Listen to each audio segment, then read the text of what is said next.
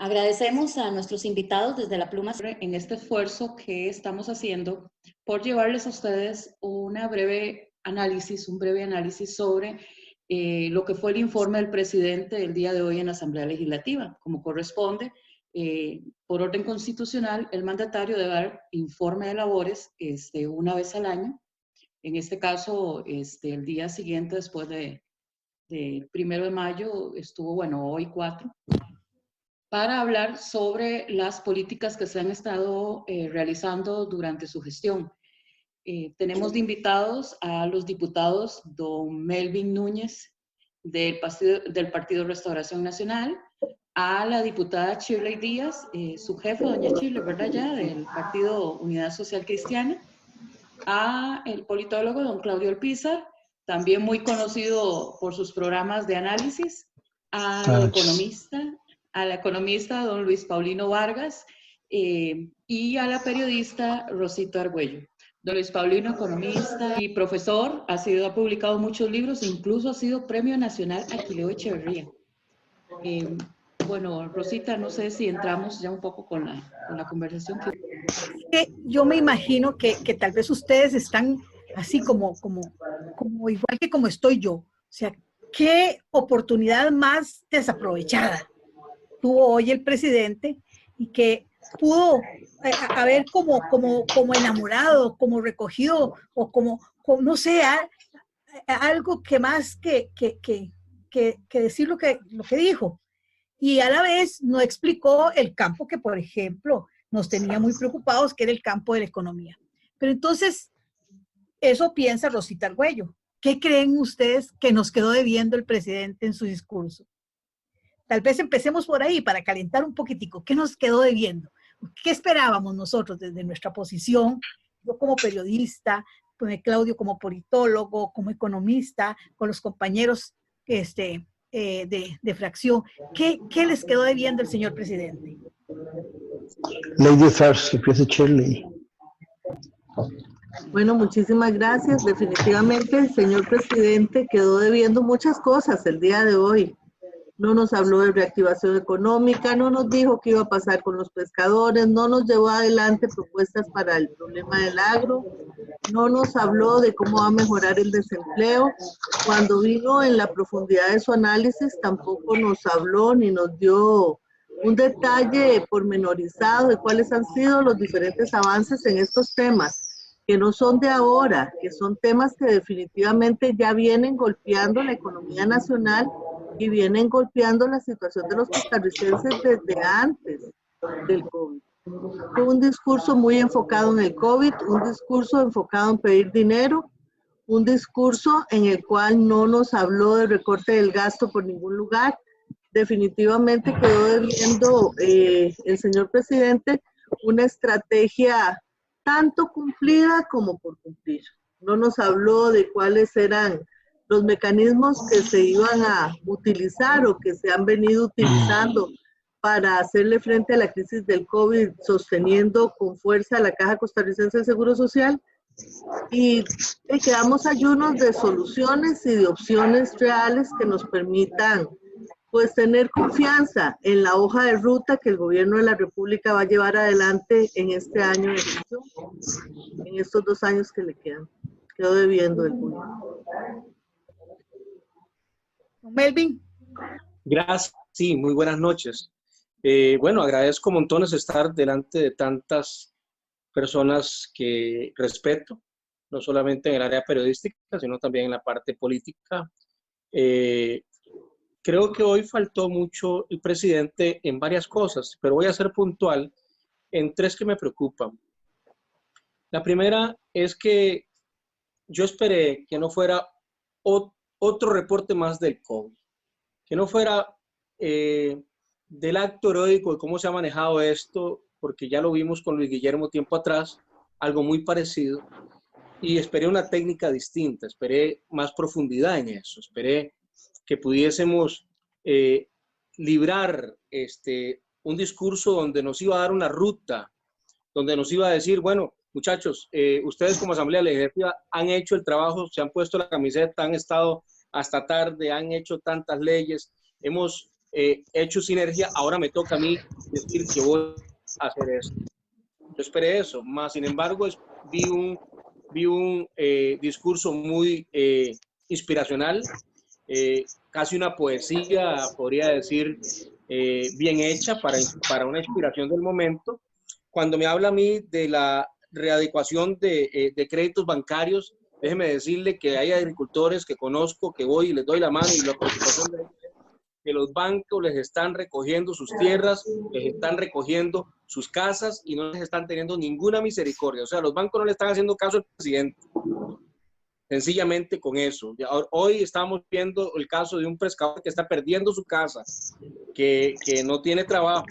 Pero bueno, no podemos salvar a todo el mundo, dirían algunos. Está bien, pero entonces me habla a mí de que, que se habló de no suspender los servicios esenciales como agua, luz y electricidad, y es mentira, los están suspendiendo, les están cortando el agua, les están cortando la luz, y lo está viviendo el costarricense, y el precio más alto lo están pagando las clases más necesitadas, desde que se grabó la canasta básica, desde que vino un plan fiscal, un IVA que nos deja menos empresas en el país, pero no se habló de cómo, y el otro punto es de cómo vamos a recuperar la credibilidad, el prestigio que hemos tenido como un país que depende mucho del turismo. Recuerden que Jacó, Quepos, Tamarindo, muchos lugares, Limón, depende, y pusieron los huevos en una sola canasta. Hablaron de que estudie turismo, entrenaron gente para turismo, y ahora el turismo no llega. Y no se dice cuándo se van a abrir las fronteras, o mejor aún, cuándo van a reactivar el turismo local, por lo menos, abriendo playas, aunque sea parcialmente. Tengo en mente una frase que él saca del trabajo otra vez, pero lo que menos hemos visto nosotros en este tiempo de parte del Ejecutivo es trabajo. Tengo un ministerio como el MAC que hasta el día de hoy le queda de ver a los pescadores demasiado, le queda de ver a los agricultores muchísimo más, y que no ha hecho su trabajo bien, y que más bien esos sectores realmente están pidiendo la cabeza de ese ministro, porque ha sido realmente solamente hablar y prometer, pero no ha cumplido absolutamente nada. Ese es un poco de lo que hoy sobreentendí, que ya veníamos dándole seguimiento a muchas cosas, no solamente con pescadores, con agricultores, sino también con el sector turismo. Yo vivo aquí cerca de Jacó, en Herradura, y aquí dependemos de eso. Tenemos, no sé, 4.000, 3.000 familias en cada lugar de estos sin trabajo, y le dice que se pide que se queden en casa, pero tampoco les llega comida. Averigüen cuánto ha dado la Comisión Nacional de Emergencias a estos lugares. Todas las iniciativas han sido privadas, y doy gracias a los cartagos que vinieron a dejar vegetales, legumbres y verduras, y estamos haciendo una sinergia para llevarles pescado nosotros allá de parte de Punta Arenas, y esto lo celebro, pero ha sido iniciativa de mi despacho y de muchas personas que tratan de ver cómo mitigan el hambre que ya hay en Costa Rica. Don Luis Paulino, a usted todo se lo dejó Bueno, debiendo. Bueno, buenas noches. Yo creo que el discurso del presidente fue un discurso diseñado como para ponernos a Costa Rica entera a interpretar qué fue lo que el presidente nos quiso decir. Hay que ponerse a atar caos, a leer entre líneas, a buscar los elementos sutiles que están detrás de las cosas que el presidente dijo para tratar de sacar alguna conclusión, porque efectivamente el discurso presidencial fue un discurso omiso, un poco vaporoso, ¿verdad? Ahora, yo hago un ejercicio de interpretación, hago un ejercicio de interpretación y trato de leer entre líneas, y hay cosas que yo quisiera rescatar, tratando de darle el beneficio de la duda al presidente y tratando también de tomarle la palabra y esperando que sea coherente con algunas de las cosas que expresa. Por ejemplo, el presidente dijo, estamos enfrentando una crisis económica, esta crisis económica conlleva costos, estos costos tienen que distribuirse equitativamente, así lo dijo el presidente. También el presidente dijo, tenemos una situación fiscal que se deteriora a raíz de la crisis, el déficit fiscal va a aumentar en varios puntos varios puntos porcentuales del PIB por encima de lo que estaba inicialmente previsto. Entonces tenemos que actuar frente al déficit fiscal, incluso hizo un gesto con ambas manos, tanto del lado del gasto y con la otra mano del lado de los ingresos. Ahí, si el presidente quiere ser coherente con su proclama de que los costos de la crisis tienen que distribuirse equitativamente, actuar del lado de los ingresos va a significar una reforma tributaria que tiene que ser muy justa y muy progresiva. La reforma tributaria es necesaria. Puede ser transitoria, puede ser por 6 meses, por un año. Yo recomendaría que fuese al menos por un año. Transitoria, como sea, es necesaria. Yo no creo que se pueda evitar esa reforma tributaria, pero tiene que ser justa y equitativa, tiene que ser muy progresiva, tiene que ser diseñada con inteligencia para no afectar la producción y el empleo, pero para atraer recursos que vengan de los sectores de altos ingresos, de los sectores que reciben buenos salarios, de los grandes patrimonios personales o familiares, de las rentas pasivas, de las formas de consumo suntuario, de las formas patrimoniales de lujo, de las expresiones patrimoniales de lujo. De ahí tiene que venir de los impuestos verdes también, de impuestos de carácter ecológico verde.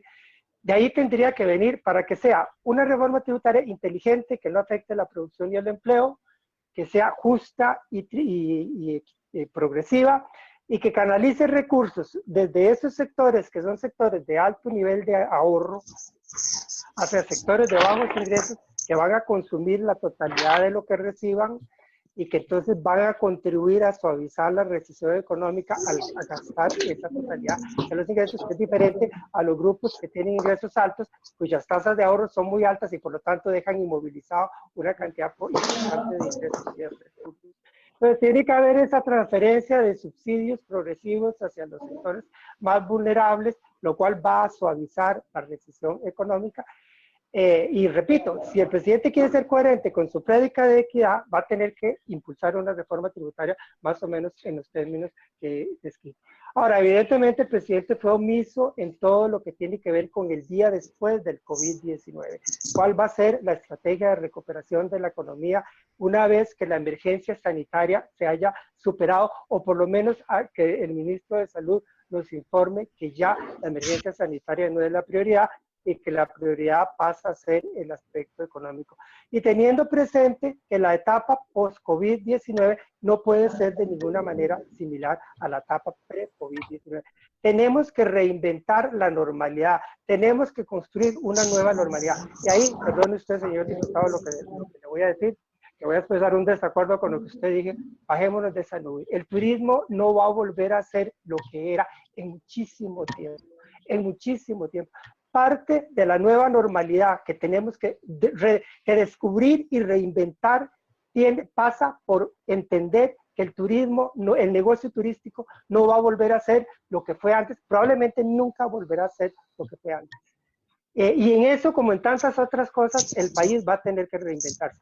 Por ejemplo, el COVID-19 nos deja un mensaje desde el punto de vista de la ecología y de la naturaleza, que es un mensaje contundente. Como dijo una diputada española ante el pleno del parlamentario del Parlamento Español, la naturaleza nos está diciendo que somos simples invitados, humildes y modestos invitados de ella, no sus dueños de ninguna manera. Y esa lección tenemos que aprenderla y no se nos puede olvidar. Y esa lección, por ejemplo, debe tener implicaciones muy concretas. Por ejemplo, reorientar las formas de desarrollo del país. No podemos seguir con formas de desarrollo depredadoras de la naturaleza, como por ejemplo es pues, toda esta industria, toda esta agroindustria monocultivista que tenemos, que es una agroindustria a la que como país le estamos dando un subsidio gigantesco porque conlleva una destrucción ambiental tremenda y no hay ninguna compensación frente a esa destrucción ambiental. Ese subsidio que le estamos dando habrá que pararlo. El país tiene que reconvertir su estructura productiva, generar muchos más empleos de los que tenemos y empleos de más calidad y empleos donde efectivamente haya un verdadero respeto a la naturaleza. Perdón, don Claudio, adelante. Buenas noches a todos. Uno cuando está en esta ley de darle seguimiento a la política, siempre espera el discurso del Estado de la Nación con mucha ilusión.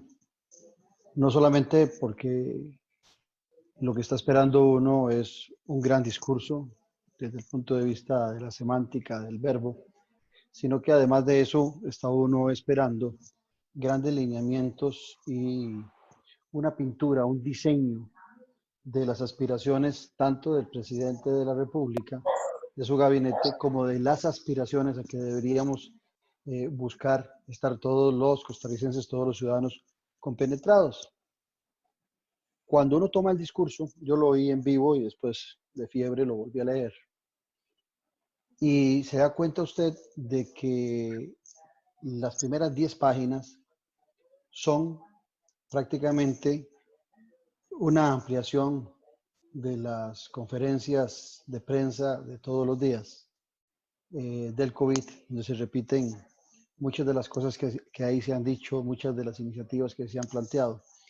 Y posteriormente el presidente de la República le dedica un buen rato a la Caja Costarricense de Seguro Social, donde los que conocemos la estructura del Estado sabemos que es una institución constitucionalmente autónoma en lo político y en lo administrativo, que no es parte del Ejecutivo y que las decisiones que se toman son colegiadas de una junta directiva y que la responsabilidad del Ejecutivo es pagar a la Caja lo que le corresponde de la planilla del Estado, pero que la Caja Costarricense tiene vida propia, que no depende el desarrollo de infraestructura, los hospitales que habló el presidente de la República, del presidente de turno, depende de la eficiencia de la institución y de la administración. Y cuando el presidente también resalta las acciones de la Caja Costarricense de Seguro Social, que todos estamos de acuerdo, no está resaltando lo principal que nosotros quisiéramos oír, que es el estado del Poder Ejecutivo y lo que ha hecho en la ejecución el gobierno de don Carlos Alvarado. Después, contradictoriamente también, se nos empieza a dar, en los últimos años ha sido una costumbre, y no solo del presidente Alvarado, sino de otros, de hacernos un inventario que perfectamente muchos de nosotros podríamos entrar a tener acceso de muchas de esas estadísticas, ya sea por el Ministerio de Planificación o ya sea por el INEC, donde se nos empiezan a dar números de becas, de bonos, de acciones muy particulares que son propias de políticas incrementales de una administración pública que, con todo y la crítica fuerte que se le hace en el país, es una de las instituciones más fuertes como tal en América Latina. ¿Por qué quiero decir esto? Porque resaltar las políticas incrementales, los actos incrementales que se dan en el Ejecutivo es la tarea más sencilla de un informe del Estado de la Nación. Lo que uno esperaría, repito, es ese mapeo de hacia dónde vamos. Y es ahí donde el presidente de la República entra en contradicciones. En primera instancia, porque hay muchas cosas que hablar en el discurso, en primera instancia, cuando el presidente nos dice los resultados, palabras literales, los resultados que venían generándose antes de la pandemia mostraban que avanzábamos por buen camino. Hay 2 diputados de la presidencia, de la Asamblea Legislativa, y hay un extraordinario economista, y yo sé que están totalmente de acuerdo conmigo que eso no es cierto. O sea, que nos diga el presidente que antes de que llegara la pandemia todo caminaba y avanzábamos por un camino correcto, no lo creemos. Después, cuando el presidente también en su discurso dice, no fui llamado a gobernar por un sector en particular, tampoco es creíble ese discurso. El presidente de la República, desde el punto de vista económico, ha estado gobernando para un sector particular. Y eso no hay que esconderlo. Y ese sector particular es el sector más poderoso económicamente, que va desde los entes financieros hasta los entes empresariales más fuertes de este país. Por otra parte, el presidente dice, yo no fui llamado a gobernar para eliminar el Estado Social de Derecho. Durante su primer año de gestión, desde el tema y el ataque constante que se le hizo a los empleados públicos, a la educación pública costarricense, del ataque que se promovió contra las huelgas del Poder Ejecutivo, hay una intención de debilitar el Estado Social de Derecho en el país. Cuando el presidente nos dice que en las últimas semanas ha dedicado una parte importante de su tiempo a escuchar, la sorpresa es por qué hasta 2 años después del inicio de su gobierno el presidente empieza a escuchar, cuando ese es el ejercicio fundamental de un gobernante. El presidente dice, mi dolor como presidente es que no tenemos espacio fiscal para eliminar la pobreza. Oigan, esto es delicado, porque el presidente está diciendo, y aquí Luis Paulino nos puede ayudar, que si no es en el espacio fiscal, no hay ninguna posibilidad de mejorar la pobreza, de disminuirla. Él dice eliminar, lo cual es prácticamente imposible que se pueda hacer en 4 años en un gobierno, pero al menos disminuirla es evidente que no hay ese espacio. Después el presidente por ahí dijo también, la clave de las decisiones que tenemos por delante, una vez más, está en repartir las cargas.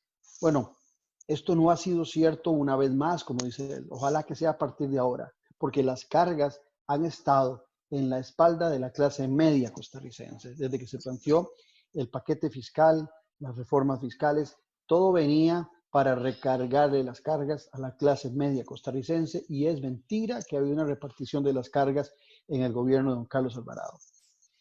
Y otra frase interesante es que dice, el sector agropecuario será la clave en esta etapa, tanto para reactivar la economía y las zonas rurales como para garantizar nuestro abastecimiento de alimentación. Aquí yo lo que diría es que, gracias a Dios, el presidente nuevamente vuelve a ver hacia un sector que es la agricultura, que es el campesino, y donde hay la mayor cantidad de pobreza, que es en las áreas fronterizas, en las áreas rurales, en las áreas costeras. Y aquí el presidente nuevamente nos dice una frase que suena muy bien, pero que efectivamente en ese marco no se ha hecho absolutamente nada. O sea, el discurso es un discurso vacío, es un discurso repetitivo en algunos aspectos de lo que el presidente dice con frecuencia, sin acciones concretas, y las palabras y las ideas, cuando no tienen acciones, no pasan más allá de ser eso, palabras.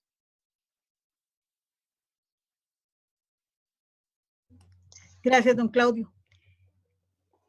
El que nos, a veces yo pienso que es que seguro estamos mal acostumbrados nosotros a oír casi siempre para el 1 de mayo más bien discursos como con más carnita, y nos dejó con ese sin sabor.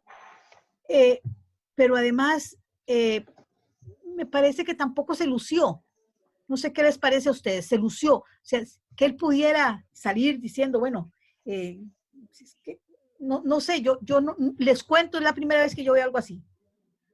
Yo me voy a adelantar para cambiar el orden de cómo veníamos, Sí, nada sí, más. así es. Porque en eso que estás diciendo, yo lo que siento es que el presidente, primero, su lenguaje corporal y su forma de comunicación nunca ha sido su fuerte, a pesar de que es comunicador.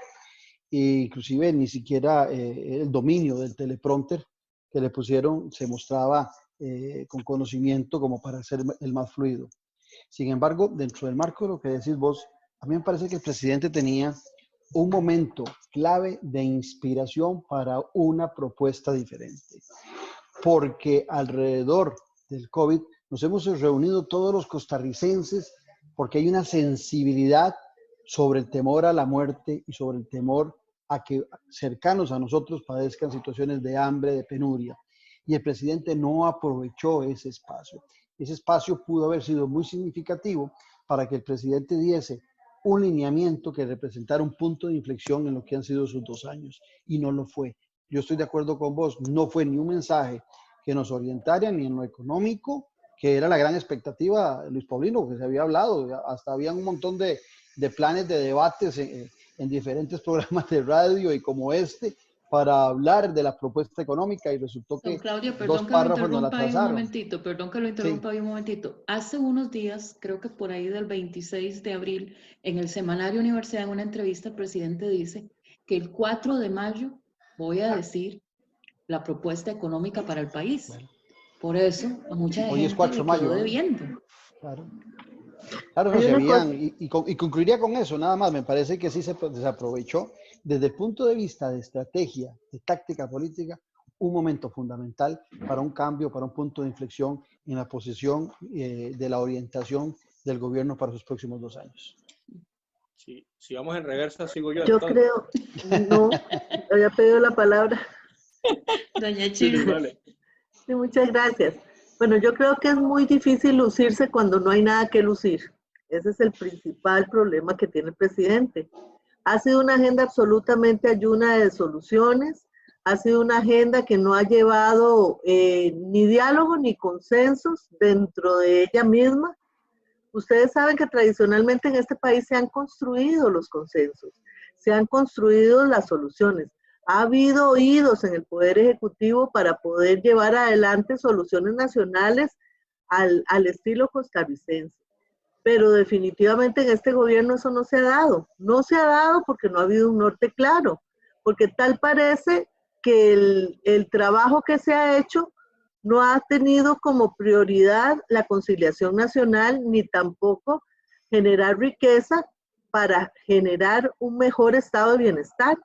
No se ha buscado el bien común en ningún momento, no se ha buscado llegar a soluciones consensuadas a través de mesas de diálogo, no se han tomado en cuenta los diferentes sectores que están siendo golpeados. ¿Cómo nos van a venir a decir que de aquí en adelante los agricultores van a llevar una bandera? Si los agricultores vienen haciendo de todo para que los tomen en cuenta, los pescadores ya no saben qué hacer, la gente de las flores no sabe qué hacer, los chanceros no saben qué hacer. Todos estos grupos sociales se han organizado, han ido a Casa Presidencial, han estado en la Asamblea Legislativa, se manifestaron en contra de los impuestos. ¿Y qué fue lo que estamos recibiendo? Estamos en este momento recibiendo una situación aguda que ya venía como la crónica de una muerte anunciada. Ya sabíamos que el desempleo era de un 12,5%, ya sabíamos de los cierres de los locales, ya sabíamos que la Avenida Central en la vida había tenido un local disponible. ¿Cuántas personas hubiéramos querido tener un local en la Avenida Central? Por eso cuando dice que estamos avanzando no se le puede creer. Materia imposible. Caminar una Avenida Central con locales desocupados en 100 metros, 5, 10 locales. Caminar una avenida principal en la calle de Alajuela en la misma situación. Caminar aquí en Goicoechea, la Avenida Central de Goicoechea es la misma cosa. Y eso no era el COVID. Eso era antes del COVID. Gracias. ¿Por qué? Porque hubo un plan fiscal regresivo, porque hubo un plan fiscal que no tomó en cuenta los diferentes sectores con la dimensión que debió haberlos tomado y con el aplomo que debió haberlos tomado. Y al final siempre se reportó un aumento en el déficit fiscal. Yo no sé, lo ideal para mí era haber sostenido la economía como estaba, que ya estaba difícil, haber mejorado la recaudación de impuestos, pero haber generado mayor recaudación y no la pérdida de la recaudación por el cierre de los negocios, por el aumento del desempleo, por el aumento de por la disminución de las actividades productivas. Y eso fue lo que vivimos aquí en Costa Rica y ahora se agudiza con el COVID que institucionaliza la paralización de la economía. Yo siento que eso es lo que estamos viviendo en este momento, una institucionalización de la paralización económica. No solo en Costa Rica, en el mundo entero. Pero por esa misma razón es el momento que el gobierno se replantee. Y él no se puede lucir porque no tiene nada con qué lucirse. Es muy difícil lucirse cuando usted no ha tenido medidas que realmente pueda decir, para agricultores hay tal cosa, para el otro sector hay tal otra cosa. No tiene con qué lucirse. Melvin. Okay, listo. Ahora sí, sigo yo. Bueno, también quiero felicitar a Shirley, que también es su jefa de fracción, una amiga con la cual hemos tenido luchas juntos.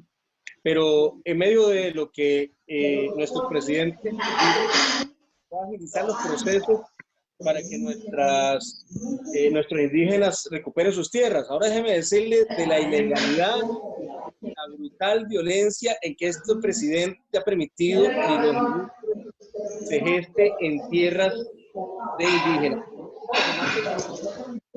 No se vuelan machete blancos contra indios, no, indios contra indios. Y me viene a decir a mí de la Nogi Buclé, de los Iputé. ¿Algunos de ustedes saben qué significa Iputé? Están en tierra, en territorio indígena y están en territorio indígena lo que algún cacique dice, este es el territorio nuestro, pero los que están afuera, aunque sean indígenas, no los consideran indígenas. Y me pasó algo hace poco que quiero que ustedes conozcan. A dejarle al Alto de Brujo en Abrojo, allá en Corredores, un lugar que solo 4x4 y es un lugar difícil de entrar, y de camino me encontré que los indígenas me estaban deteniendo, que no podía entrar. Entonces le pregunté, bueno, pero ¿por qué? Y hablando con el cacique, dice, no, es que allá blanco, es decir, los blancos están aislados entre los indígenas. Y lo peor es que el cacique lo que me puso a mí de condición es que le tenía que dar algo para poder, porque ellos están aislados. Entonces queda de ver mucho en todo sentido. En los procesos de recuperación de tierras, el proceso de recuperación de tierras es que le tienen que pagar la tierra a la persona que tienen. Así es como se hace un desalojo de eso. No que vayan a punto de machete y con violencia. Y la Universidad de Costa Rica ha instruido inclusive a estos indígenas a hacerlo de esa manera. Triste. Pero me queda de ver también que creo que Costa Rica es un barco fuerte y todo, tiene timón, pero lo que no tiene es capitán. No tiene capitán. Ahorita no vemos un norte. La gente está por iniciativa propia ayudando gente. El plan Proteger no llega a ningún lado, muy poco. Me habla de 90,000. Ya teníamos casi 400,000 desempleados. Solo en Punta Arenas, el 16,20% de desempleo. En Punta Arenas, Pacífico Central, era el 15,25. Era la zona con más desempleo. Ahora se incrementó y es grave. Pero no estamos hablando solamente de Punta Arenas, sino de todo Costa Rica. Hay mucha gente haciendo iniciativas, pero no porque hay una dirección. Bueno, como yo aquí soy nada más como académico universitario, yo no tengo nada que ver con ningún partido político, pues yo puedo hablar con mucha libertad.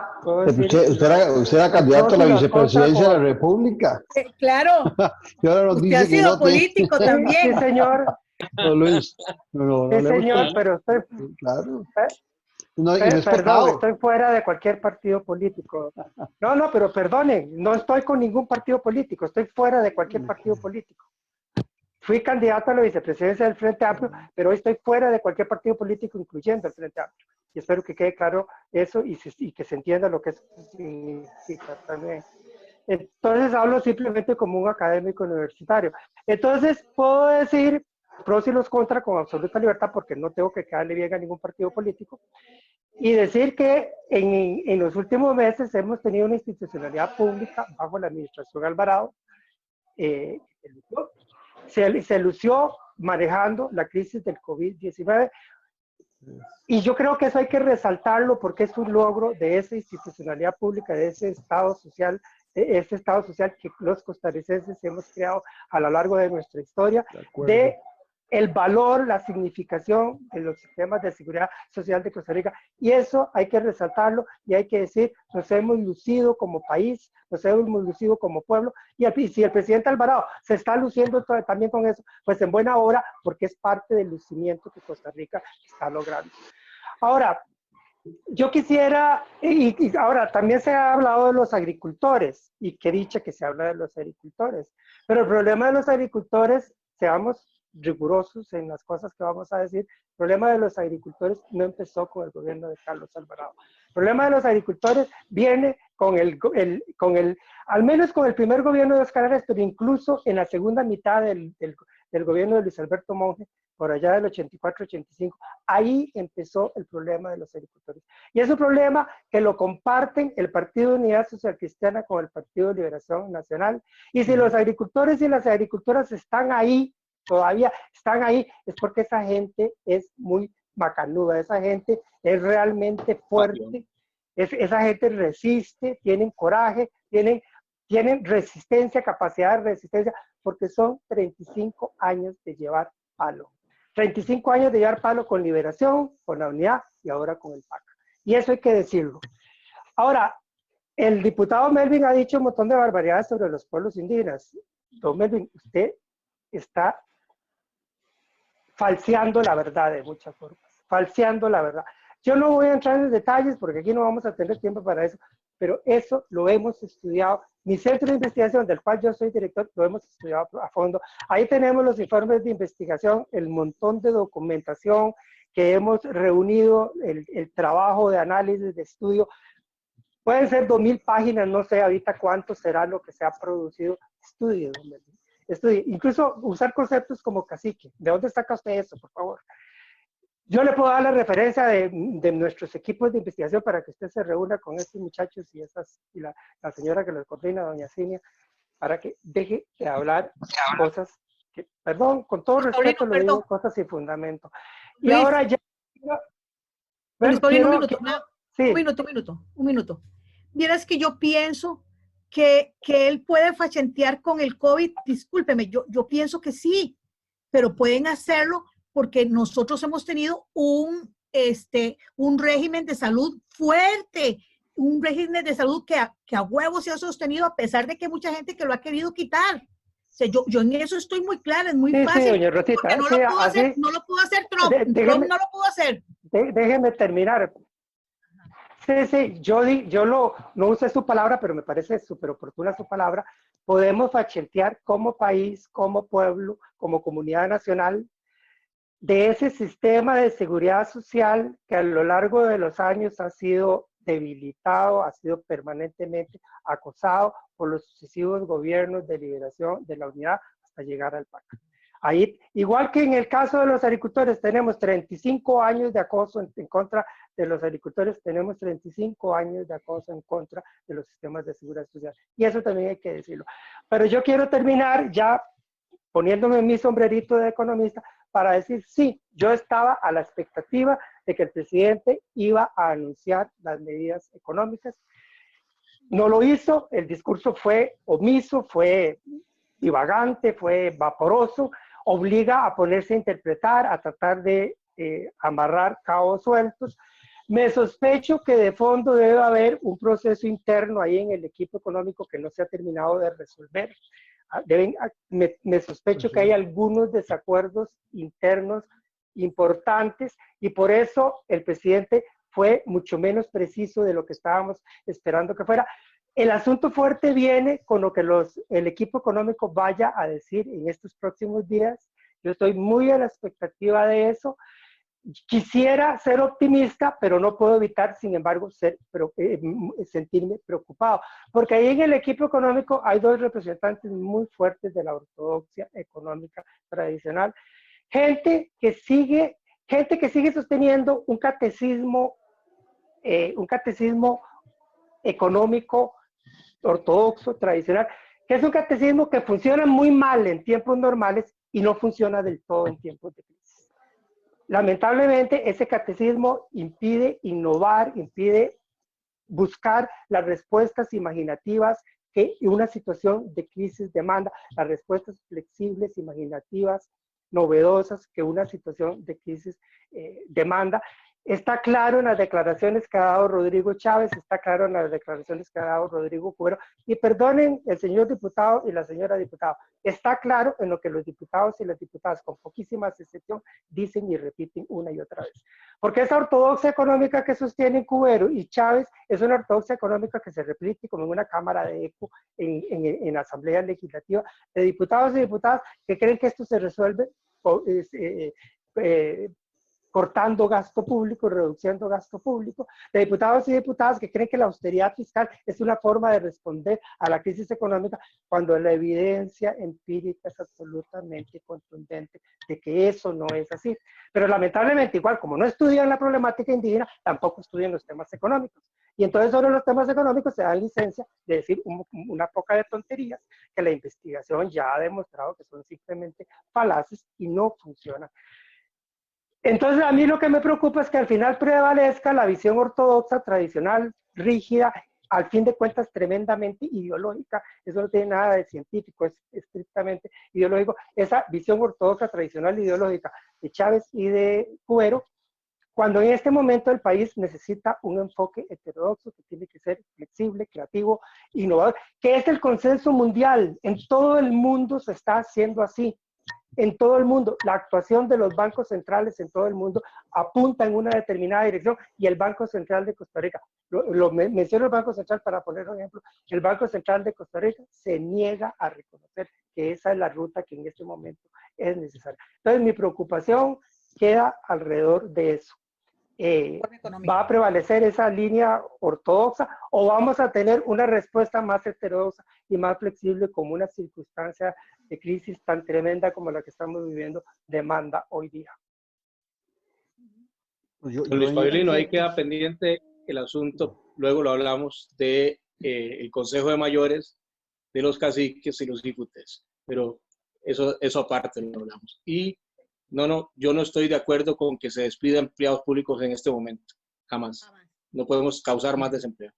Entonces, si yo podría hacer uso de la palabra en este momentito, Claro, mientras Por viene don supuesto, Claudio. por supuesto. Muchas gracias. Bueno, yo creo que es muy importante y sí quiero responderle a don Luis Paulino con mucho respeto, porque creo que el respeto es fundamental a la hora de conversar estos temas tan de fondo. Don Luis Paulino, la crisis del sector agrícola, usted tiene razón, viene desde los años 80, pero déjeme decirle que ya el PAC tiene casi 7 años de ejercicio y no ha hecho nada.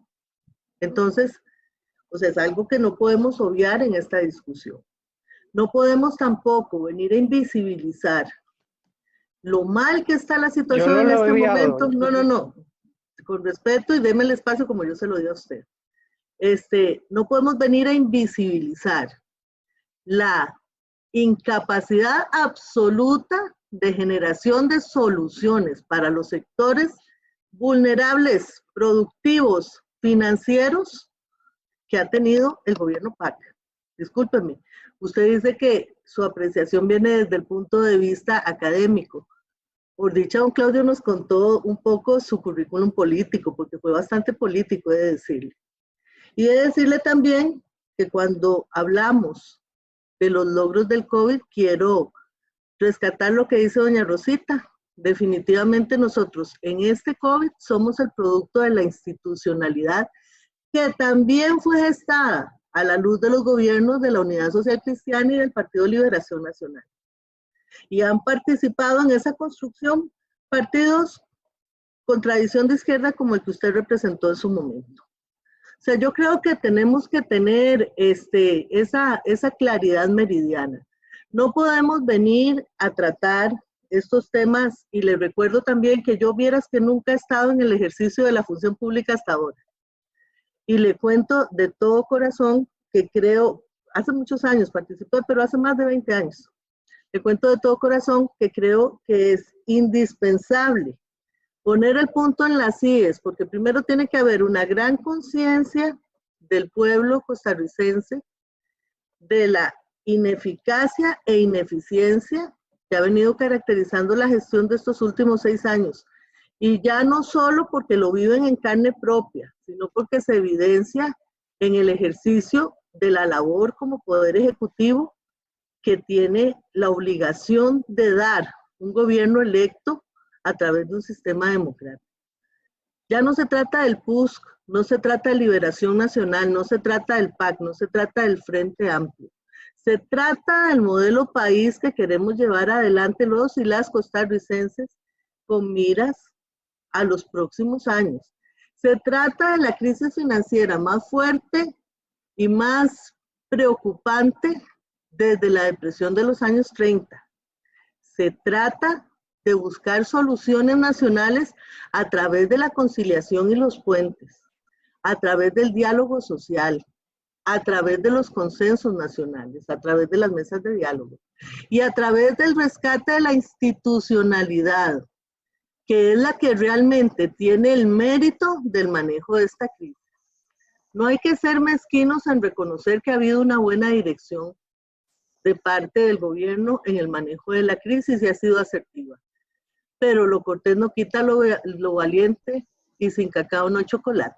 Aquí había mucho cacao para hacer chocolate. Y esa es la realidad que vive la sociedad costarricense, el Estado Social de Derecho de este país y las garantías sociales que fueron construidas a la sombra también del Partido Unidad Social Cristiana y de Liberación Nacional. Ya volvió don Claudio. El aporte de la línea izquierda también.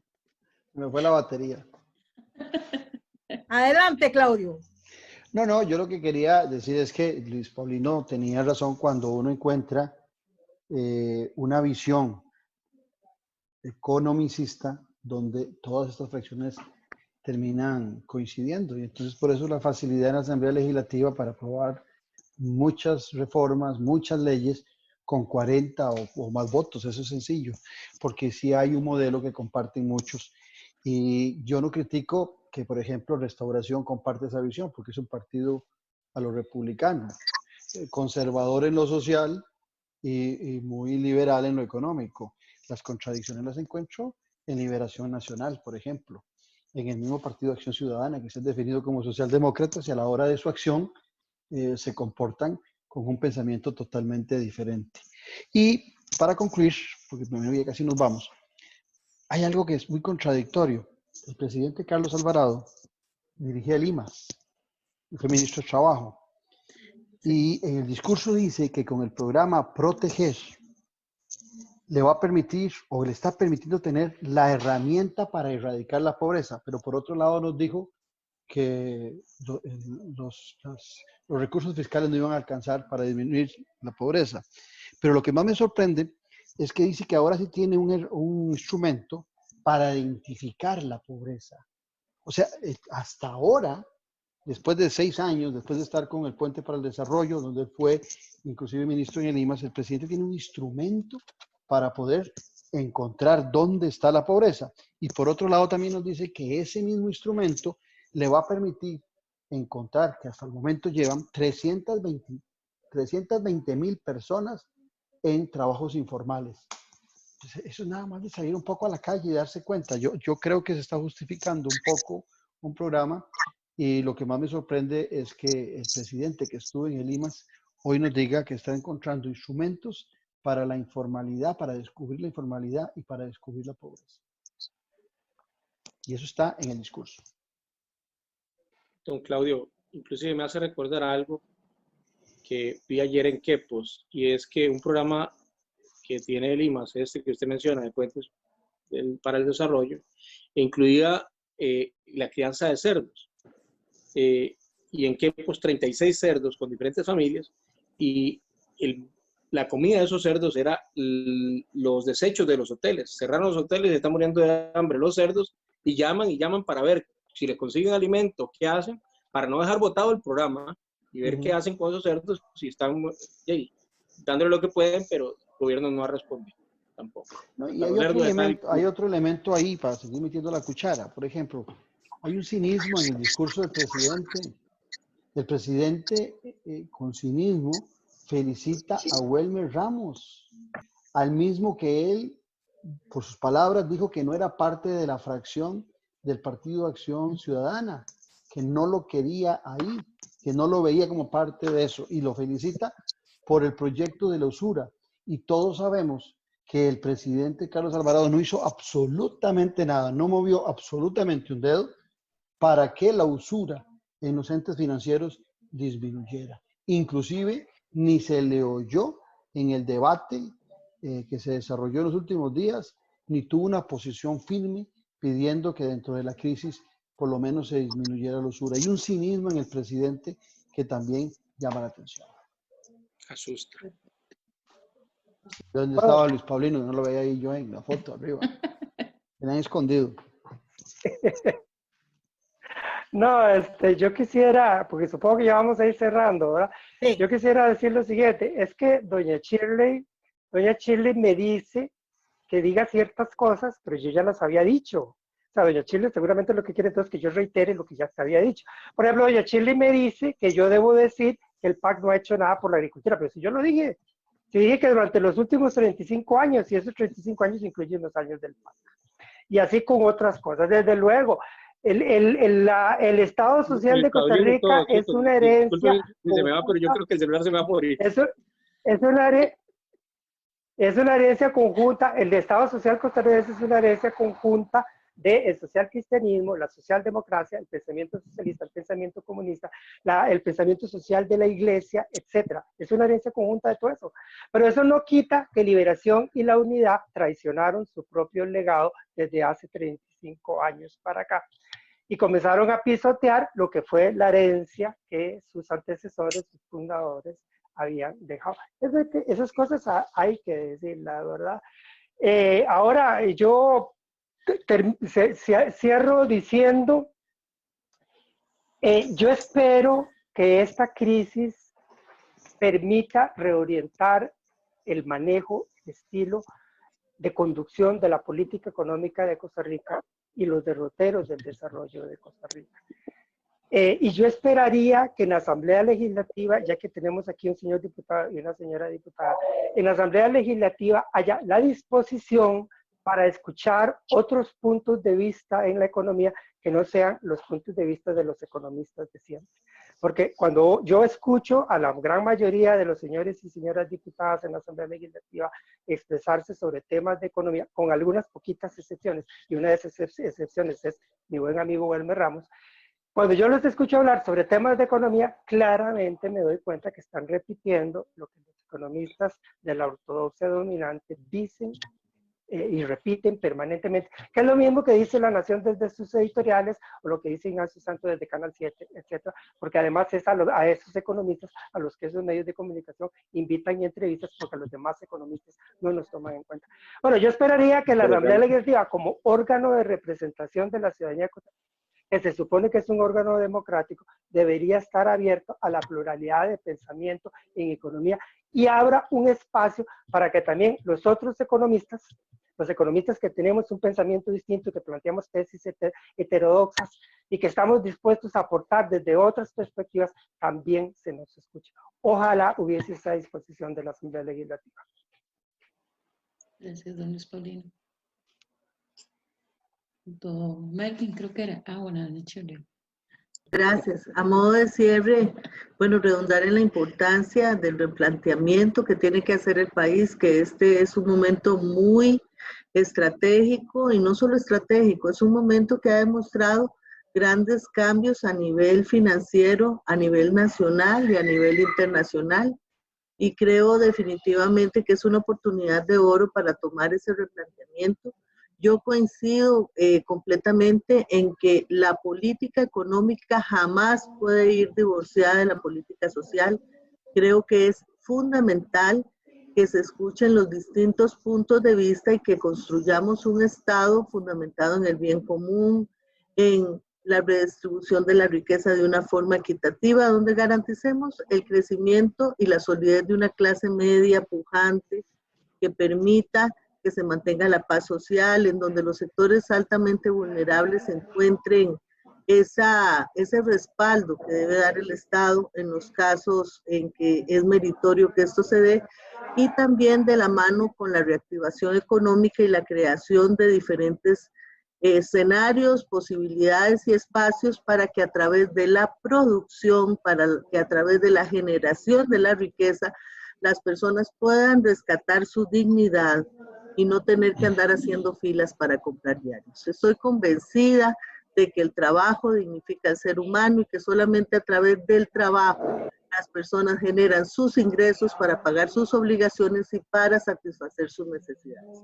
Soy una firme creyente de que ese bienestar común se da de la mano la política económica con la política social, y yo quedo en la mejor disposición para escuchar los diferentes argumentos de los diferentes sectores de pensamiento económico, don Luis Paulino, en lo que pueda ser de utilidad con muchísimo gusto, porque realmente a mí sí me interesa mucho tener muy claro que hay muchas opciones de generar riqueza y de hacer cada vez más sólido el sistema democrático de este país.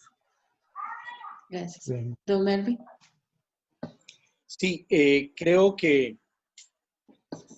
cuando el presidente nos habla en su discurso sobre atacar la pobreza extrema, pero luego me habla de que ya tiene la manera de identificar gente en la informalidad, suena la UPAC para cerrar, está dando un doble discurso, está diciendo en el fondo lo que realmente preocupa al costarricense. El costarricense es una persona muy laboriosa y le entra a lo que sea mientras sea honesto, inclusive ha estado cayendo en el flagelo muchos de lo ilícito a causa de falta de oportunidad, falta de empleo, falta de inversión. Los inversionistas salieron corriendo de este país, apenas empezaron a poner más cargas impositivas. Va a haber un tiempo donde la inmobiliaria se va a mover y vamos a tener un país donde todo el mundo dice, bueno, Costa Rica es un lugar que tuvo menos muertes y se nos va a hacer tal vez un tiempo de bonanza, pero hay que cuidar también que muchas personas están desempleadas, que no siempre la construcción y la inmobiliaria le va a dar el sustento a todos. Hay que abrir nuevas oportunidades, hay que aprender a aprovechar más los recursos. Estamos hablando que en Costa Rica no se comercializa ni el calamar, ahorita está parado el camarón, pesca realmente lo tienen en decadencia, la parte agrícola no la fortalecen, no hay créditos blandos, Banca para el Desarrollo le pide más requisitos, inclusive que un banco estatal o privado a los agricultores. Hace poco logramos la seguridad jurídica para cultivar y hacer producción de sal, cultivar camarón, que estaba realmente en decadencia y 100 años de no tener seguridad jurídica y mucha gente dejó eso. Pero creo que hay que abrir espacios para que las personas puedan tener más oportunidades y lograr tener más facilidad y abrir un poco más para que otros vengan a invertir. Ocupamos inversión nacional y extranjera, ambas, para producir no solo más empleos, sino más riqueza. Perfecto. Yo creo, Rosita, no sé si tienes algo que agregar. El hoy ha sido más bien agradecerles a ustedes porque se nos extendió el tiempo que teníamos y nos acompañaron de verdad en este esfuerzo que hacemos desde la Pluma CR. Rosita, no sé si tienes algo que agregar. Yo les agradezco el compartir esa inquietud de que faltó algo, de que algo quedó ahí sin decir. Eso como que te da tristeza. Yo siento que nos da un poquito de tristeza porque de verdad, yo no sé si ustedes han cumplido con la cuarentena, pero por ejemplo aquí en mi casa, mi mamá y mi esposo han estado encerrados. A mí me ha tocado andar para afuera y esas cosillas, pero ya se han desarrollado muchas cosas y hemos hecho una vida que yo creo que en los 40 años que tengo de matrimonio no los había hecho. Bueno, eso hace que hoy esperáramos tal vez el anuncio con una expectativa. Y así como estoy yo, me imagino que debe haber estado mucha gente esperando una expectativa de hacia adelante. Y eso no se dio. Entonces ahora nos queda esperar ahora, como dice don Luis Paulino, al equipo económico, a ver qué nos va a decir el equipo económico para saber por dónde nos vamos a tener que mover. Muchísimas gracias. Gracias. Creo que ha sido un momento muy rico, sobre todo para entender que verdaderamente se desaprovechó una muy buena oportunidad y que en política a veces eso duele y no vale. Entonces, de mi parte, muchísimas gracias a todos y tenemos que coger el tema de los gobiernos indígenas. Es un bonito tema, Patri, para que la desarrollemos. Sí, claro. Yo trabajé en Diquís y entonces tengo mucho sobre la mesa vivido ahí. Bien. Así es que yo creo que podemos hacer algo muy bonito en indigenismo. Bueno, muchas gracias. De verdad, nuevamente agradecerles a ustedes por tomarse su tiempo y lo que, como dije hace un momento, se extendió. El mensaje tenía para tal vez tocar otros temas, pero ese ha sido no solamente gracias a ustedes por el análisis, sino lo que uno ha visto en redes. La gente esperaba más, la gente esperaba algo sobre reactivación porque el país lo necesita con urgencia desde antes de la pandemia, que tenemos en este país 2 meses de tenerla y hoy el discurso del presidente arranca como que si todo el problema social y económico del país viniera por el COVID-19. Entonces yo nuevamente agradecerles y no sé si alguno quiere decir algo más y si no, pues gracias de verdad. Y, bueno, gracias. Buenas noches. Muchas gracias. Buenas noches. Buenas noches y muchas gracias. Gracias.